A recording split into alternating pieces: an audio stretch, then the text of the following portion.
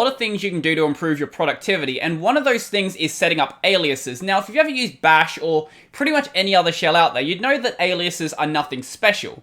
But within ZSH, there would be, I'd say, 5 different types of aliases. Now, you can argue whether the 5th type is really a separate type, but we're going to call it a separate type just for the sake of this video.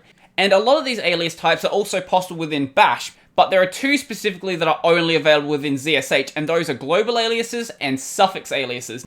Now, if you've never had to set up an alias before, you may not even know what it really is, so we'll start with the simple alias type and then work from there. Now, a simple alias is basically just a simple string replacement. Now, I thought they would only work at the start of a line, but it turns out you can actually use them a bit more flexible than that, so let's just have a look at some examples. Now, an alias I've got is the letter V, and this is an alias to the program nvim, so if we just run this, as you can see, it opens up nvim just fine.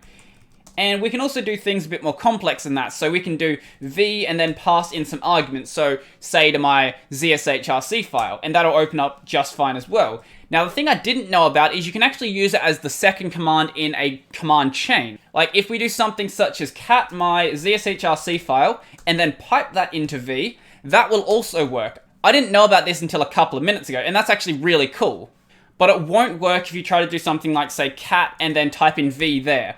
What this is going to do is still act as if V is a file name. So this is why it's a simple string replacement. It's not super aggressive about how it replaces stuff. Now, your alias doesn't have to be an alias to a single command name. In fact, it can actually be as complex as you can write in a single line. So some examples I've got is this one right here. So I can source my ZSHRC file. I can run xrdb on my xresources file. Neither of these are that complex, but I do have a few more complex examples in a separate file. Now, as you can see, I'm not doing my aliases within my ZSHRC file, which we're going to be doing a bit later. I might talk about why I'm doing it like this as well, but for now, just accept that I'm doing my aliases outside of my ZSHRC. So we've got this one right here. So for exa, I'm running exa --icons -a --group -directories -first, or we've got another one that's complex in my Git aliases. So we've got this one here for git log, which is this massive line which basically just colorizes my git log to the way that I want it to be colorized. So your alias can be as long as you can write on a single line in your terminals. So you can use things like inline if statements and inline while loops. Basically anything you can write on one line in your terminal, you can have set up as a ZSH alias. Now, let's actually go through this syntax a bit. So let's just go over to my ZSHRC, because that's where we're going to be working from for the rest of this video. And what we're going to do is write the aliases at the top. So if we just write the keyword alias, this is going to say, okay, we're defining an alias right now, and we're going to be using this for all of the other alias types as well. And what we have to do now is actually give the alias a name. So let's just use the letter Q, because I'm not using that for anything else right now. Then you have to write an equal sign, and then either quote marks or apostrophes. If your alias needs quote marks in it, use apostrophes. If your alias needs apostrophes in it, use quote marks. If you need a mixture of both, well, then you're going to have to start escaping stuff, so try not to do that. It's going to get really complex if you have to. If you have to do that, well, you have to do that, but I'd recommend trying to avoid that. So we're just going to use apostrophes from this point on. And in here, let's do a command like, say, cd into home.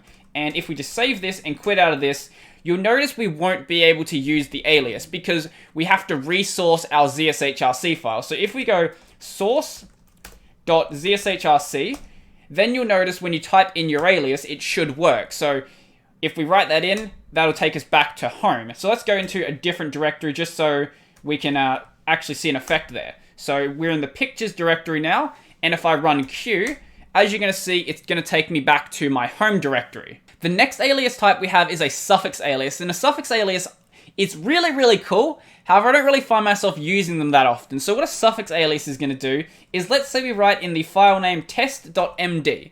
Now, normally when you try to run this, nothing's going to happen because test.md is not a real program. What a suffix alias is going to do, though, is look at the extension here and say, okay, this is an MD file. What program do I open up MD files with? So basically, you don't have to include the program you want to open. It'll just automatically open up the file with whatever program you specify, which I think is actually really cool. However, as I said, I don't really find myself using them that often because I just do everything in Vim anyway, so it's not really a thing that I need to consider. So let's have a look at how we define one of these. So it works very similar to what we did before. All we have to do now is go alias-s. And then what we have to do for the name is give it the name of the extension. So in this case, we're going to do it on MD. And we can set what the program's going to be. So in this case, we'll do it for NVIM. And then as we did before, we're going to have to resource our ZSHRC file. So source.zshrc. Now the other way you can resource the file is just opening up a new terminal. So resource that. And if we go test.md, as you can see, I've got my syntax highlighting enabled, so basically it's saying this is a valid program we can run, and try to run this. As you can see, it just opens up in NVIM. Now, as I said, I don't really find myself using these, but I might go and set it up because it will make it just that tad bit quicker to open up a file. Now, there is one thing I did skip over, and you can actually specify multiple file types at one time, so let's just go have a look at that. What you can do for this is you can put this within curly braces, so if we do curly brace on this side, curly brace on this side, then you can specify extra types in a list like this. So we can say we want it on MD, TS, JS, HTML. So now this will work for all of these different types. So let's just resave this and source my ZSHRC file again and just open up that file again. So test.md. As you can see, that's still working. So I'm going to assume that it's also working for everything else in that list as well. Now, the third type of alias is going to allow us to pass in arguments without them necessarily being in linear order. So to do this, this is another one which technically isn't an alias type. What we have to do is we have to wrap the alias within a function. So what I mean by not necessarily linear order, when you set up an alias, you can still pass arguments into it. So if you do something like, say, v, and you want to pass in, I don't know, -e, and then pass in some junk, and then pass in -d, pass in some junk, that's fine. But if you need to do something like pass in an argument to this section right here, and you need to pass in an argument to this section right here, and then you still want to pass in a file name, or you can do this in a different order, like you can have the first argument you pass in be at the end, and then the third argument be at the start. The way we do this is we have to do it within a function. And the reason I'm still calling this an alias is because you're just going to be doing a single line command. So still, it's technically an alias. It's just technically not an alias as well. So let's just look at how we'd set this up. So let's open up our ZSHRC file. And what we're going to do in here is we're going to write a shell function. So the way this works is we give it a name. So let's call it GLW because we're going to be using the Glow program. And then we put a set of brackets at the end. And then we put a set of curly braces, and the command we want to run goes inside of these. So, the command, as I said, is going to be glow. And when I run glow, I want to be able to pass in the width of glow and also the style sheet, but I don't want to have to pass in the arguments as well. So the way this works is let's just start writing out the command. And if we write -w, what we can put after this is $1. Now what $1 means is basically take the first argument that's passed into the function and stick it in this location right here. And then we can do that for another one, so we can go -s and go $2. So the second argument is going to be put in this location, and we can do a third one, $3, and that's going to be our file. So if we just save this and then resource our ZSHRC, if we write GLW, as you can see, it's going to be a valid program. And if we try to run this, as you can see, it's going to say no valid argument for these two flags. So if we write GLW, and then we pass in, say, 100. So 100 is going to be the number of columns we're going to use. And then we can pass in dark, which is the style sheet we're going to use. And then let's pass in test.md because we were using that one before. Now, as you can see, this works perfectly fine, but we don't have to do it with those arguments. We can also change it up. So we can do it with, say, I don't know, 20 instead. And we run this now. And as you can see, it's changed the number of columns it's using. Or we could change it over to the light style sheet, which is going to look really bad on my dark terminal, but we can also do that as well. So light, as you can see, now you cannot read any of the text because all of the text is the same color as the terminal background, but you still kind of get the point of what I'm doing here. And now obviously that we've made it a function, you can do things like pre-processing, or you can do things like set up default arguments, but I feel like that's a bit outside of the scope of using it as an alias. So if you want to do that yourself, feel free to go into that, but I'm not going to do that in this video.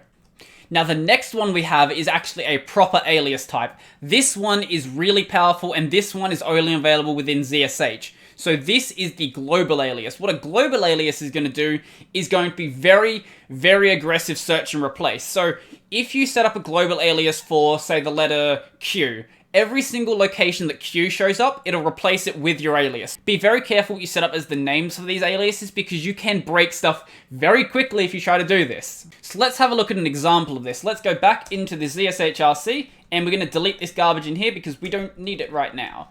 So setting up the alias is just as simple as the simple and the suffix alias. What we have to do is write the alias command and write -G. So -G means this is going to be a global alias. And now we have to give it the name. So in this case, I'll give it the name hi. And we'll put it inside of 2 layers of quotes. So apostrophes on the outside, quotes on the inside. And then inside of this, I'll just give it hello world. So what this is going to do is everywhere that I write hi, it's going to switch that out for hello world. So to go and test this out, we'll source the ZSHRC file again. So source.zshrc. And if we just write echo hi. Now what this should do is replace hi with hello world. And as you can see, it works as we would expect. Now, as you can probably guess, you can very easily break stuff like this. So if you were to do something like, say, replace O with hello world, well, now you can't use echo or anything else that has O in its name. So try not to do anything really dumb because otherwise you have to switch over to a different shell to actually fix it. And moving over to the last type of alias, I sometimes find myself needing to be on different operating systems. So if I'm on Linux, or if I'm on macOS, or if I'm on BSD, and I have ZSH installed, and I still want to use my ZSHRC file, sometimes there's going to be aliases which are only going to work on a specific operating system. So is there a way that I can make it so I'll only see those aliases on that operating system? Well, yes, there is, because it's actually a variable which tells you which operating system you're currently on. So if we echo out OS type, as you can see, it says I'm on Linux GNU right now. If I was on macOS, it'll say Darwin something or other. If I'm on BSD, it'll say BSD something or other. So all we have to do with this is basically just make an if statement because our ZSHRC file is just a big ZSH script. So all we have to do is go into this file again.